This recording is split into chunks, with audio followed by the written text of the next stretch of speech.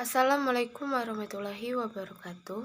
Baiklah, di sini kami dari kelompok 5 akan mempresentasikan PPT Perkembangan Anak 2. Baiklah, di sini saya sendiri yaitu Delsi Novianika dengan teman saya Poppy Maheza dan Rika Ilham Trioka. Baiklah, pemateri pertama akan dibacakan dengan saya sendiri. Pengertian perkembangan agama dan moral. Pengertian moral menurut Suseno adalah ukuran baik buruknya manusia sebagai pribadi dan sebagai warga negara. Sedangkan agama berarti jalan yang harus ditempuh manusia untuk memperoleh keridhaan Allah. Dan perkembangan moral anak bersekolah berada pada tingkat paling dasar yang disebut penalaran moral tradisional. Pada tingkat ini anak tidak menunjukkan secara kuat nilai-nilai moral yang terintimidasi, namun beberapa anak usia PAUD sudah sangat sensitif dalam menghadapi lingkungan positif dan negatif. Baiklah, saya akan lanjut. Yang B, prinsip-prinsip pengembangan moral. 1. Guru selalu bertindak dengan cara-cara yang dapat dijadikan sebagai panutan atau teladan bagi anak. Yang kedua, bagi anak kesempatan untuk menentukan mana yang baik dan mana yang buruk. Guru sebagai pembimbing hanya mengarahkan dan menjelaskan hasil. 3. Saat memberikan tugas kepada Anda perlu bekerja dalam bentuk ajakan dan instruksi bahasa yang baik. Keempat, jika anak yang overprotective, sebaiknya guru berusaha mengontrol emosi anak. Yang kelima, untuk anak-anak dengan masalah perilaku, peran guru adalah membimbing dan menghukum. Yang C, tahapan perkembangan moral dan agama pada anak. Yang A, tahapan perkembangan moral pada anak. 1. Tahap prakonvensional. Anak-anak tidak melanggar aturan karena takut dihukum oleh pihak berwenang. Tahap kedua, konvensional. Perilaku dianggap baik oleh anak ketika memenuhi harapan otoritas atau kelompok teman sebayanya. Yang ketiga, tahap 3, pasca konvensional, di mana anak-anak mengikuti aturan, menghindari hukum atas hasil nurani mereka. Baiklah, itulah hasil dari saya. Yang pembaca materi kedua akan dibacakan oleh Poppy Maheza. Baiklah, saya Poppy Maheza akan melanjutkan materi yang sudah dibacakan oleh Delsi. C. Tahapan perkembangan moral dan agama pada anak. Tahapan perkembangan agama pada anak. 1. The Fairy Tale Stage atau tingkat dongeng. Tahap ini dimulai pada anak usia 3-6 tahun. Pada tingkat perkembangan ini, anak-anak menghargai gagasan tentang Tuhan dengan tingkat perkembangan intelektualnya. 2. Realistic Stage atau tingkat kenyataan. Tingkat ini dimulai saat anak memasuki sekolah dasar. Pada titik ini, konsep ini lahir melalui kelompok agama dan studi agama oleh orang dewasa lainnya. 3. The Individual Stage atau tingkat individu.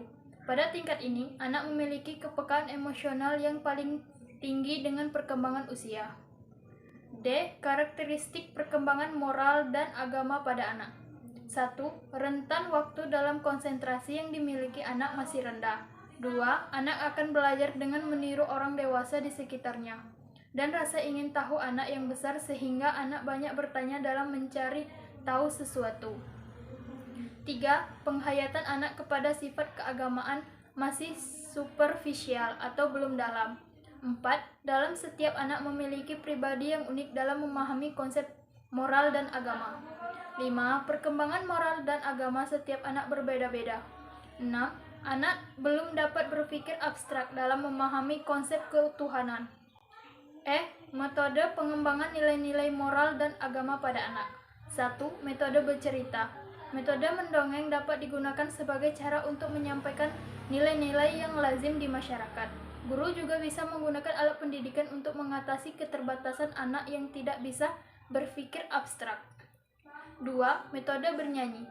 Melalui ekspresi kata-kata dan suara, anak-anak diperkenalkan dengan situasi dan kondisi psikologis untuk membangun jiwa yang bahagia serta menikmati keindahan dan memelihara emosi. 3. Metode bersyair. Melalui metode pantun, guru dapat menanamkan nilai moral pada anak-anaknya.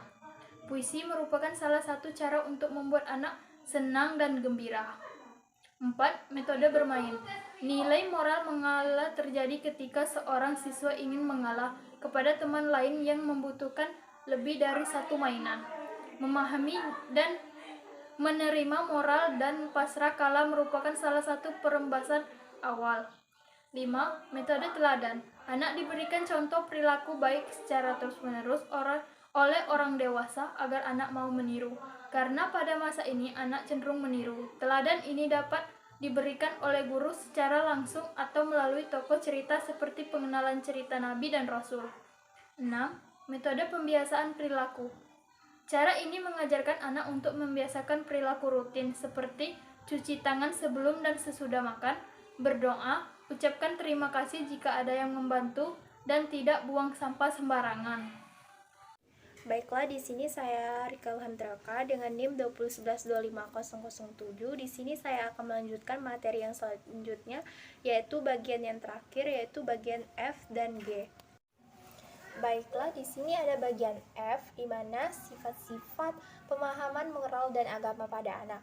Yang pertama yaitu A. Unrelektif, di mana pemahaman dan kemampuan anak dalam hal ini kami layani dengan kepribadian yang kekanak-kanakan. Mereka juga tidak bisa mendapatkan pemahaman yang lebih dalam tentang konsep kepercayaan. Yang kedua yaitu ada B. Egosentrisme, di mana ketika diuji dengan ilmu agama, anak-anak tidak konsisten dan juga anak-anak akan lebih stres dan senang dengan apa yang mereka menarik dan menarik perhatian mereka. Yang ketiga yaitu ada C.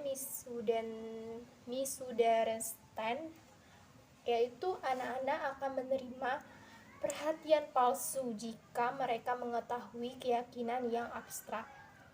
Nah, yang keempat yaitu ada veritabilis dan ritualis, di mana anak-anak biasanya menggunakan metode yang memperkenalkan seperti konsep agama, bacaan, ekspresi di alam, atau berlatih memberitahunya, mendemonstrasikan, menghafal, dan sebagainya. Nah, yang kelima yaitu ada E. Imitasi, di mana tempat anak-anak belajar berdasarkan apa yang mereka lihat secara langsung, mereka meniru berdasarkan apa yang mereka lihat sebagai pengalaman belajarnya. Dan sebagai seorang pendidik dan orang dewasa, sangat penting untuk membekali anak-anaknya.